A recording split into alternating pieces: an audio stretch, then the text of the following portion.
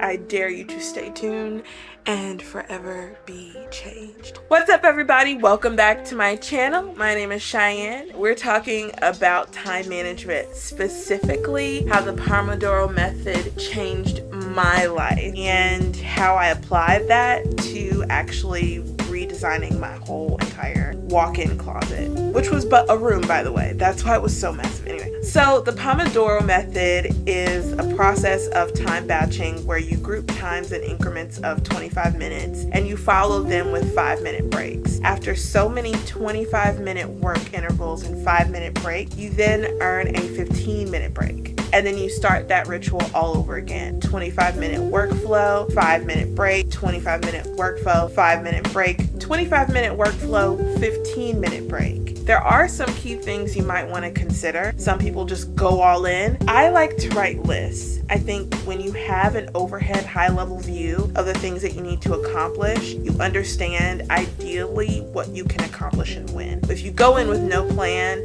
you're more likely and susceptible to falling off of the 5-minute time batch just because you have no real direction. Unless you're somebody who's already really methodical, already is really only using a time batching for efficiency, create a high-level list and then get specific on those major things that you have and go from there and create your goals that way as opposed to just jumping in. Depending on your level of focus, depending on how well you're able to get your list together to prepare, is going to tell you how long and how frequent you need those batches and breaks to be. A lot of times we waste time understanding how big a task is, and then when we really get into it, we're just like, oh, this wasn't that big at all. I could have done this in like 5 minutes. Let's take my closet, for example. My closet had 5 sections. It had a left wall, a right wall, a back-facing wall, a laundry area, and then it had everything on the floor. So my high level was I need to get rid of things and I need to take everything out. So then my lower level was I need to understand what I want to keep, what I don't want to keep, or what I want to keep and where I want to put it. Then I want to understand my aesthetic. What kind of aesthetic do I want to have for the things that I do have? Not in that specific order, but you get the idea. That lets you know, okay, well, I can clean out this corner in 10 minutes. If I know I can clean out that corner in 10 minutes, I have another 15 minutes left. What else can I do with that 15 minutes before I have a break? And then each break, I would evaluate what I previously did, and if I needed more time, I would add on time and then do another section and then adjust accordingly.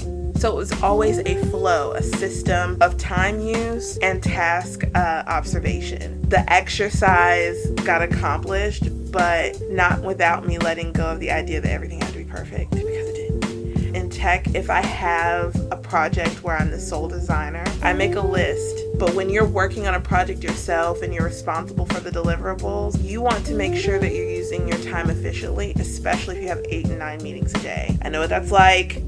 Been there before.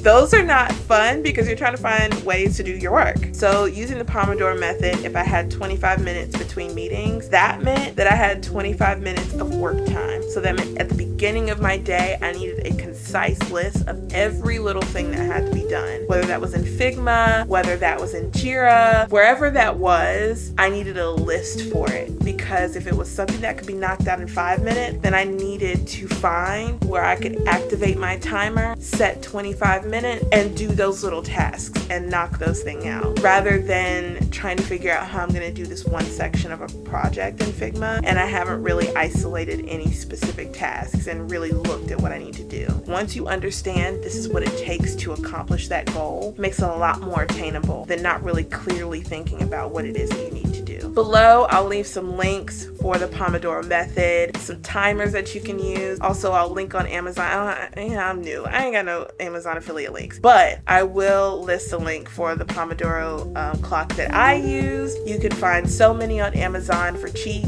They look like little apples or tomatoes. Mine is just a general stopwatch kitchen clock that could be magnetic. You can also use that too. You can also use your phone or website if you're at work or whatnot. If there's any questions that you have, please leave them below. If you resonate with this, if this is the first time you've heard about it, if you've heard about this and used it for years, let those people know in the comments and say, this works or this sucks, I hate it and here's why. But that's all for me right now in this video. Can't wait to see you guys in the next one. As always, have a great day and come back soon. Bye.